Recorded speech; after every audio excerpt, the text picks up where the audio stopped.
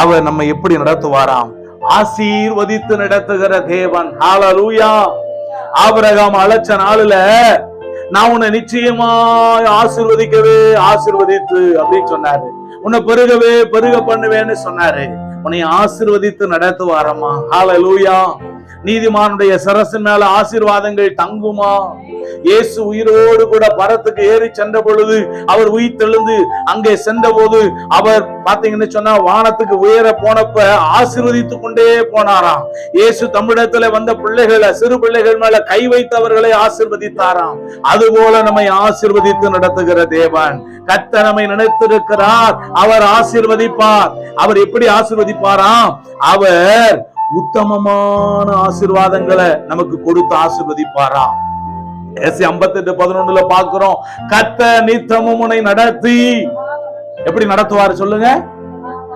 கர்த்தர் நித்தமும் உன்னை நடத்தி மகா வறட்சியான காலங்களில உன்னுடைய ஆத்மாவை திருப்தியாக்கி உன் எலும்புகளை நனமுள்ளதாக்குவா. நீ நீர்ப்பாய்ச்சலான தோட்டத்தை போல, வற்றாத நீரூற்றை போல நீ இருப்பன்னு சொல்றாரு. உங்களை ஆதரிச்சு நடத்துவார். சொல்லுங்க, இயேசு என்னை ஆதரித்து நடத்துவார், என்னை ஆசீர்வதித்து நடத்துவார். ஆமென். கர்த்தர் உன்னை ஆசீர்வதித்து உன்னை காக்க கடவர் அப்படின்னு சொல்லப்பட்டிருக்கு. ஆமென் சொல்லுங்க. அவர் மேலே உயரத்தில் உண்டாகும் ஆசீர்வாதங்களினாலும், கீழே பூமியிலே ஆழத்தில் உண்டாகும் ஆசீர்வாதங்களினாலும், ஸ்தனங்களுக்கும் கர்ப்பத்துக்கும் உரிய ஆசீர்வாதங்களினாலும் அவர் உங்களை ஆசீர்வதிப்பாராம். எபேசியர் 1:3 பார்க்கிறோம். அவர் கிறிஸ்துவுக்குள்ள உன்னதங்களிலே ஆவிக்குரிய சகல ஆசீர்வாதங்களினாலும் நம்மை ஆசீர்வதிக்கிறாராம். நம்முடைய கையிடுகிற வேலைகள் அவர் ஆசீர்வதிக்கிறாராம்.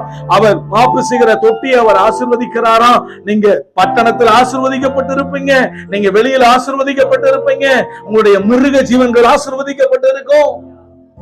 ஆமென் சொல்லுங்க. ஆமா, எல்லாத்தையும் ஆசீர்வதிப்பாரு. வீட்டிலும் வெளியிலும் கர்த்தரின் ஆசீர்வாதம் இருக்கும். நம்மை ஆசீர்வதித்து நடத்துகிற ஒரு நல்ல தெய்வம் தாங்க நம்முடைய ஆண்டவர் இயேசு.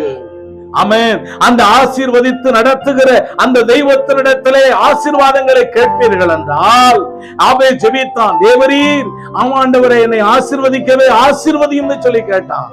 தேவரீர் என்னை ஆசீர்வதித்து என் எல்லையை பெருக்கும் என்று ஜெபித்தான். கர்த்தர் விட்டாரா?